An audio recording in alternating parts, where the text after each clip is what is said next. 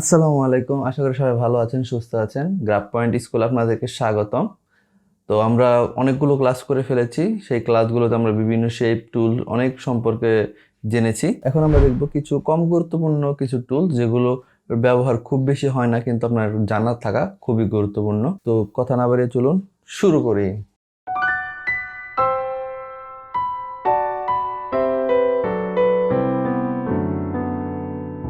Welcome back. আমরা নতুন একটা ডকুমেন্ট ক্রিয়েট করে নিয়েছি। তো আজকে আমরা দেখব এখান থেকে কিছু টুলগুলো, যেগুলো হচ্ছে আইড্রপার টুল, ব্লেন্ড টুল, সিম্বল টুল, কলাম টুল। এই আর্টবোর্ড টুলটা আমরা পরের ক্লাসে দেখব, কারণ এটা একটা গুরুত্বপূর্ণ টুল। আর বাকিগুলো কিন্তু আজকে যেগুলো দেখবো সেগুলো কিন্তু কম গুরুত্বপূর্ণ। তো আইড্রপার টুলের কাজ কি আপনারা একটু খেয়াল করেন। আইড্রপার টুলের জন্য আমি একটা কালার নিয়ে নিতেছি বক্সের ভিতরে। এই একটা কালার নিলাম, এরকম কয়েকটা ঘর আমি নিয়ে নিলাম এবং প্রত্যেকটাতে কালার চেঞ্জ করে দিচ্ছি।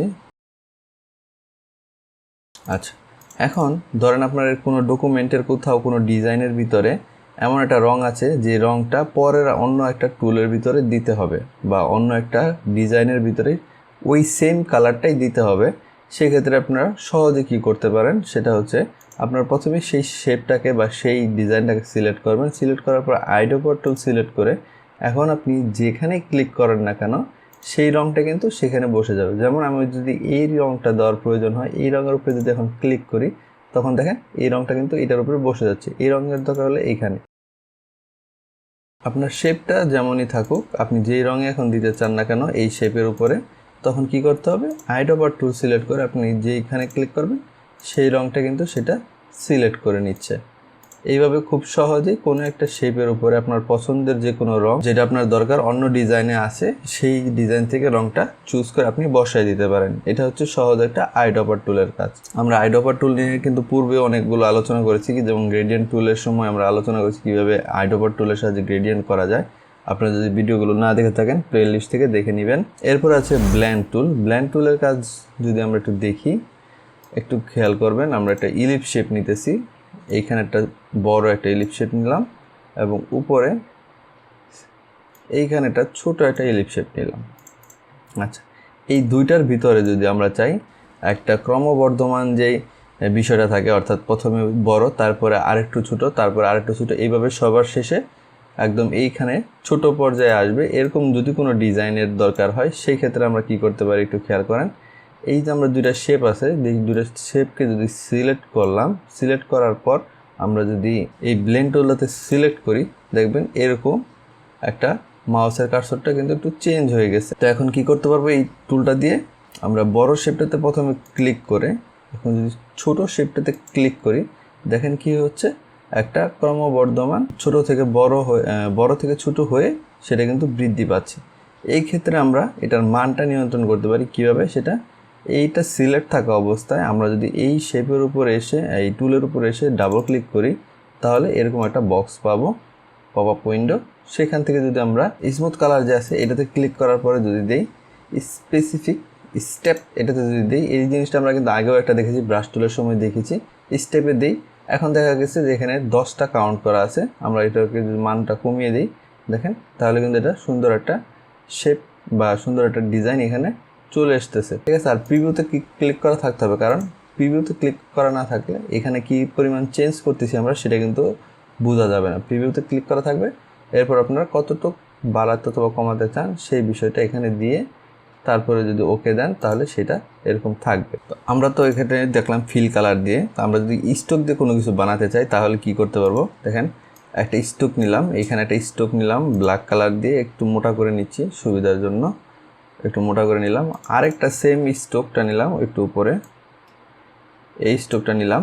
এখন যদি আমরা এই দুইটাকে একসাথে সিলেক্ট করে ব্লেন্ড টুল সিলেক্ট করলাম, করার পর এইখানে প্রথমে এটা ক্লিক করলাম, এরপর আবার উপরে এটাতে যদি ক্লিক করি, দেখেন কি হচ্ছে, একটা মান কিন্তু এখানে বসে পড়েছে। আমরা মানটা কমাই দিই, ডাবল ক্লিক করে ওপেন করলাম, এরপরে স্পেসিফাইড স্টেপে ক্লিক করলাম, দেখেন এখানে মান দেওয়া আছে। আমরা যদি এখানে কমাই দিই, যেমন এখানে এই যে এরকম কমাই দিলাম, তাতে করে কিন্তু আমার একটা ডিজাইন কিন্তু এখানে আসতেছে, যেটা খুব সুন্দর একটা ডিজাইন, খুব সুন্দর একটা ডিজাইন।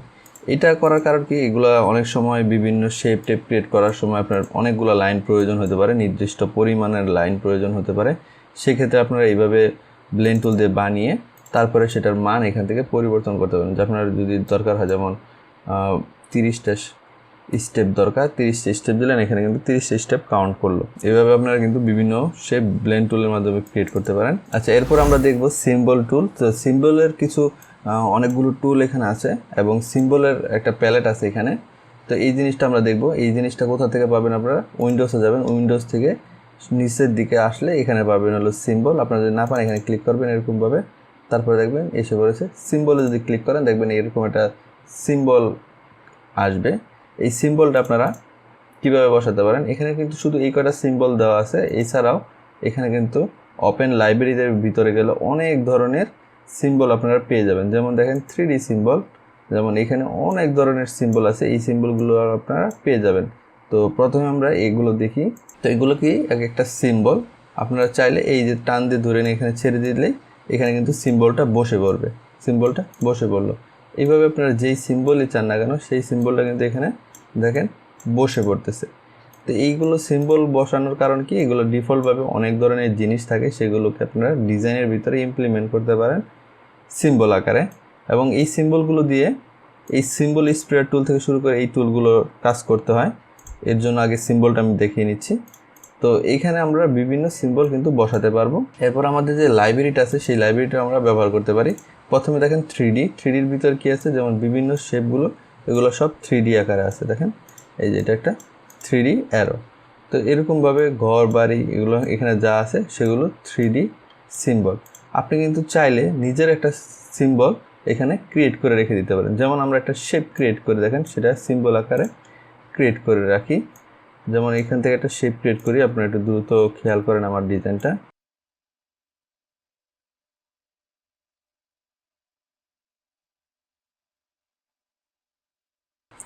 ধরেন এটাই আমাদের একটা সিম্বল। এই সিম্বলটাকে যদি আমরা ধরে এনে এই শেপের এই যে সিম্বলের যে বক্সটা আছে সেখানে যদি এনে রেখে দিই, রাখলে এই ধরনের একটা অপশন আসবে। এরপরে যদি আমরা সেটাকে নিউ সিম্বল অথবা আপনার কোনো একটা নাম দিয়ে দেন, যেমন আমি এই নামটাই দিয়ে দিলাম, তারপর যদি ওকে দিই, দেখেন আপনার সিম্বলটা কিন্তু এখানে অ্যাড হয়েছে। এখন এই পর্যায়ে এসে আপনার যখন এই সিম্বলটা দরকার হবে তখন জাস্ট ক্লিক করে ড্র্যাগ করবেন, দেখবেন আপনার সিম্বলটা কিন্তু এখানে চলে এসেছে এবং এটা বহুতবার ব্যবহার করা যাবে বিভিন্ন শেপ। তো আপনারা তো সিম্বল ক্রিয়েট করা দেখলেন, আপনারা সুন্দর সুন্দর সিম্বল ক্রিয়েট করতে পারেন, ফুল, পাখি, পাতা বা যা ইচ্ছা সেই সিম্বলগুলো ব্যবহার করতে পারেন।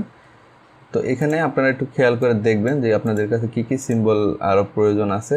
যেমন এখানে আছে অ্যারো, দেখেন এখানে অনেক ধরনের অ্যারো আছে, যখন যেটা প্রয়োজন সেইটা ব্যবহার করতে পারেন। তো এই প্রত্যেকটা অপশন আপনারা খুঁজে খুঁজে দেখবেন, বের করে দেখবেন যে আপনাদের কাছে কী কী দেওয়া আছে। তো আপনার কাছে যদি এগুলো একবার দেখে রাখেন, তখন যখন ডিজাইন ক্রিয়েট করতে পারবেন তখন আপনাদের মনে পড়বে যে না, আমার তো এই জিনিসটা এখানে আছে। তো তখন আপনারা সেগুলো ব্যবহার করতে পারবেন। বিভিন্ন শেপ কিন্তু এখানে অটোমেটিক দেওয়া আছে এবং এগুলো সব ভেক্টর, সো এগুলো নিয়ে কোনো সমস্যা নাই। এখন আপনি যখন ডিজাইনটা ক্রিয়েট করে ফেললেন, ডিজাইন ক্রিয়েট করার পর সেটা কিন্তু সিম্বল আকারে রাখা যাবে না। সিম্বল আকারে রাখলে সেটা কিন্তু পরবর্তীতে ডিজাইনের ক্ষেত্রে সমস্যা হতে পারে।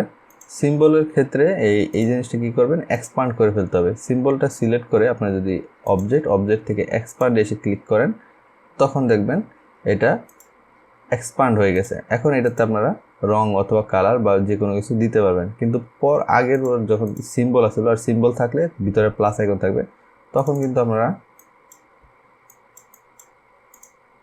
দেখেন কালার কিন্তু চেঞ্জ হচ্ছে না।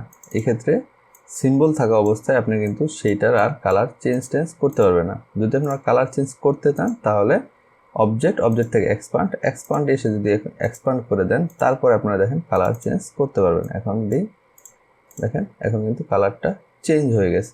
এইভাবে আপনারা যাই করতে চান সেটাকে প্রথমে এক্সপান্ড করে নিতে হবে। সিলেক্ট করার পর এক্সপান্ড করে নেবেন। এখন আপনারা সেটাকে ধরে কালার চেঞ্জ করে দেবেন। এই ক্ষেত্রে এটা কিন্তু একটা 3D ডিজাইন, এর জন্য প্রত্যেকটা ফাংশনকে আলাদা প্রত্যেকটা যে শেপ আছে আলাদা ধরে এটাকে এক্সপান্ড করতে হবে। যেমন এটাকে একটা কালার দিয়ে দিতে পারেন আপনারা, এরপর এটাকে সিলেক্ট করে আবার সেটাকে আরেকটা কালার দিতে হবে। এইভাবে প্রত্যেকটাকে ধরে আলাদা কালার দিতে হবে।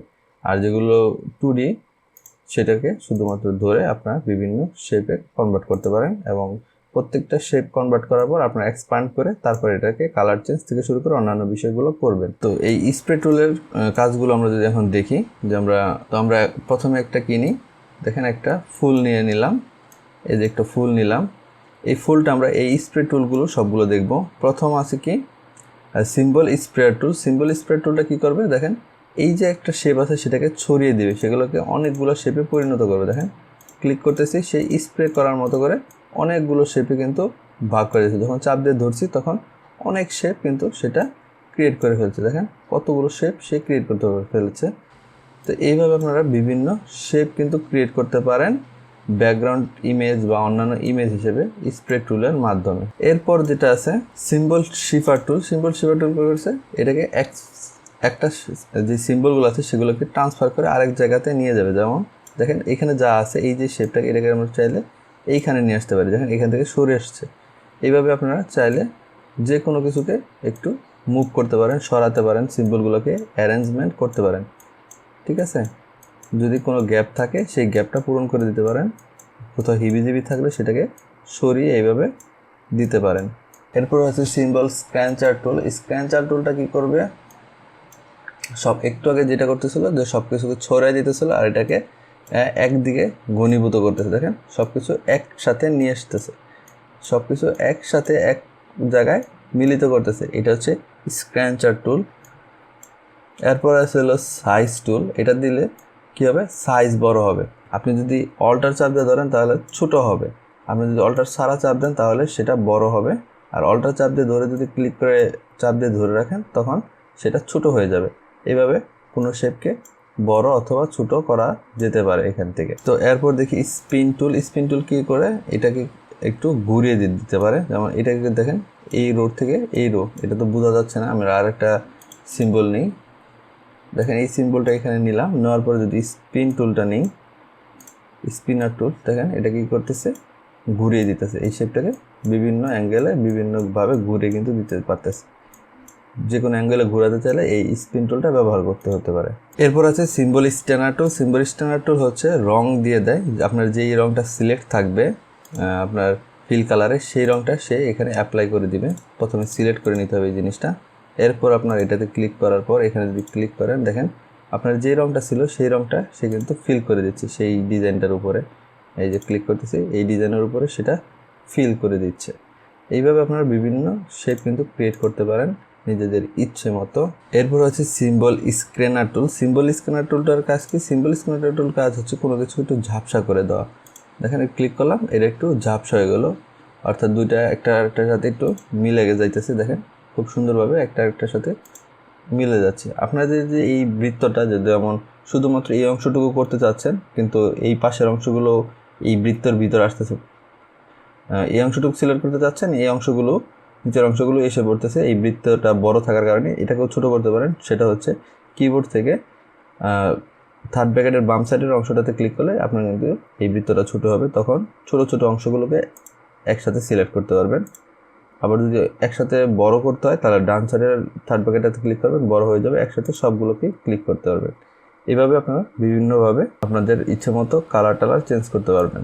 এরপর হচ্ছে সিম্বল স্টাইলার টুল। সিম্বল স্টাইলার টুলের আপনাদেরকে উইন্ডোজ থেকে আপনাদেরকে এই গ্রাফিক্স স্টাইলিশ এই অপশনটা নামাতে হবে, প্যালেটটা নামাতে হবে। উইন্ডোজ থেকে আপনারা গ্রাফিক্স স্টাইলিশ এই অপশনটা যদি ক্লিক করেন এটা এসে পড়বে।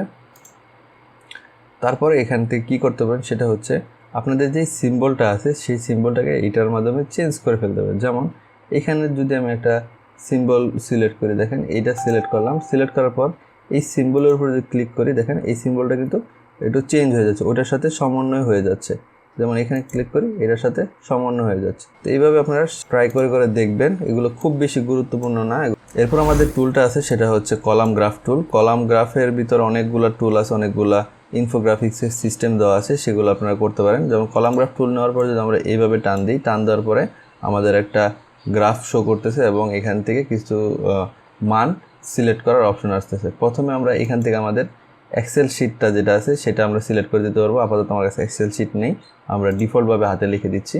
যেমন এই ঘরটা সিলেক্ট করার পর আপনি লিখে দিতে পারেন 10, এখানে লিখে দিতে পারেন 20, এরপর দিতে পারেন 30 এবং এখানে দিতে পারেন 40, তো অনেকের এই 0 ডিজিটটা আসবে না, সেই ক্ষেত্রে আপনারা এখান থেকে এটাতে কমায় দিতে পারেন। যেমন এটা থেকে 7 আর এটাতে যদি 2 দিয়ে দিই তাহলে কিন্তু আপনাদের মানটা এরকমভাবে আসবে। এখন যদি এখান থেকে ক্লিক করি ওকে দিই, দেখেন আপনাদের 10, এই যে গ্রাফের অনুসারে 10, 20, 30 এবং 40 এইভাবে আপনার গ্রাফটা কিন্তু ক্রিয়েট হয়ে গেল। এখন আপনি যদি এটাকে ক্রস দিয়ে দেন, এরপর কিন্তু অপশনটা আর পাবেন না। ক্লিক করলেই এই বক্সের মানটা পরিবর্তন করার অপশনটা পাবেন না। সেটা কোথায় পাবেন? সেটা পাবেন হচ্ছে প্রপার্টিসে। প্রপার্টিসটা কোথা থেকে পাবেন? উইন্ডোজ থেকে প্রপার্টিসে ক্লিক করলে এই অপশনটা এসে পড়বে। এসে পড়ার পর আপনারা যদি এখান থেকে গ্রাফের যে ডাটাটা আছে সেটা চেঞ্জ করতে চান, যেমন এখান থেকে দিতে চান হচ্ছে 15, সিলেক্ট করে লিখলেই হবে, 15 হবে। এরপর এখানে দিতে চান 5, এরপর এটা দিতে যাচ্ছেন 80 এবং এটা দিতে যাচ্ছেন 60। এইভাবে দিয়ে যদি ক্লিক করেন দেখেন আপনাদের গ্রাফটা কিন্তু ওইভাবেই চেঞ্জ হয়ে আসছে। তো এই ধরনের গ্রাফটা দিতে চাইলে আপনারা দিতে পারেন। এরপর আছে গ্রাফ টাইপ, আপনারা গ্রাফের টাইপটাও চেঞ্জ করে দিতে পারেন। এইভাবে ক্লিক করে ওকে করে দিলে গ্রাফের টাইপ চেঞ্জ হয়ে যাবে।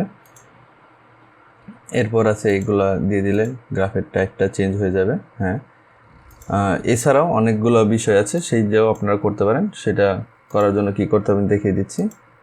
এরপর যে গ্রাফগুলো আছে এই গ্রাফটা যদি আপনারা সিলেক্ট করে এইভাবে দেন, আপনার একটা গ্রাফ আসলো, সেটাকে পাশাপাশি বসাতে হবে। হ্যাঁ, এটা দিলেন 1, এটা দিলেন 5, এটা দিলেন 10 দিয়ে যদি আপনি ক্লিক করেন দেখেন আপনার পাশাপাশি যদি বসান সেক্ষেত্রে আপনার এই ধরনের একটা গ্রাফ কিন্তু চলে আসবে এবং কালারগুলো ডিস্ট্রিবিউশন করা আছে। আপনারা চাইলে এখন এখান থেকে মান বসিয়ে বিভিন্ন গ্রাফ ক্রিয়েট করতে পারেন। এরপর আমরা যে হ্যান্ড টুলটা আছে, হ্যান্ড টুলটা আমরা কিন্তু অনেক সময় দেখি যে আমাদের ডকুমেন্টটা সরানোর জন্য যখন আমরা জুম করে ফেলি অনেক, তখন আমাদের এটাকে সরানোর জন্য এটা ব্যবহার করি। আমরা এটা আনার জন্য যে কোনো টুলেই থাকি না কেন সেটা যদি আমরা স্পেস বারটা ক্লিক করে ধরে রাখি, তারপর যদি ক্লিক করি দেখেন আমরা কিন্তু এই হ্যান্ড টুলটা পেয়ে যাই। আমরা জুম করি কীভাবে? আমরা অল্টার চাপ দিয়ে ধরে যদি মাউসের হুইলটা ঘুরাই তাহলে কিন্তু জুম ইন জুম আউট হয়। এই একই কথাই এখানে আছে। আমরা চাইলে জুম বাটনটা ধরে এইভাবে ক্লিক করলেও জুম হবে, ক্লিক করতে গেলে জুম হবে, আবার অল্টার চাপ দিয়ে ধরে মাইনাস করলেও জুম আউট হবে। তো এগুলো খুব বেশি গুরুত্বপূর্ণ না, কারণ আমরা আগেই শর্টকাটগুলো দেখিয়ে এসেছি। তো আজকের ক্লাসটা এই পর্যন্ত। আপনাদের যাদের কোনো প্রশ্ন থাকবে তারা আমার গ্রুপে প্রশ্ন করতে পারেন। আপনাদের কিছু কাজ, যেমন আমরা একটা গ্রাফ ক্রিয়েট করলাম সেই ধরনের কাজ, অথবা শেপ বানালাম স্প্রে টুলগুলো দিয়ে, সিম্বল টুলগুলো দিয়ে বিভিন্ন শেপ ক্রিয়েট করলাম, সেগুলো আপনারা করে আমাদের গ্রুপে আপলোড করতে পারেন। আমরা সেগুলোকে আপনারা ফিডব্যাক দিব। আপনারা যদি প্র্যাকটিস না করেন তাহলে কিন্তু গ্রাফিক ডিজাইনের কিছুই শিখতে পারবেন না। প্র্যাকটিস মাস্ট, প্র্যাকটিস ছাড়া কোনো কাজই এখান থেকে করা সম্ভব না। আপনারা যারা এখন আমার চ্যানেলটাকে সাবস্ক্রাইব করেন নাই তারা অবশ্যই সাবস্ক্রাইব করে ফেলবেন। আর সমস্ত লিঙ্ক, সমস্ত গ্রুপের ডিটেলস ভিডিও ডিসক্রিপশনে দেওয়া থাকে, আপনারা চাইলেই সেখান থেকে কালেক্ট করে নিতে পারেন। তো সবাই ভালো থাকবেন, সুস্থ থাকবেন। আল্লাহ হাফেজ।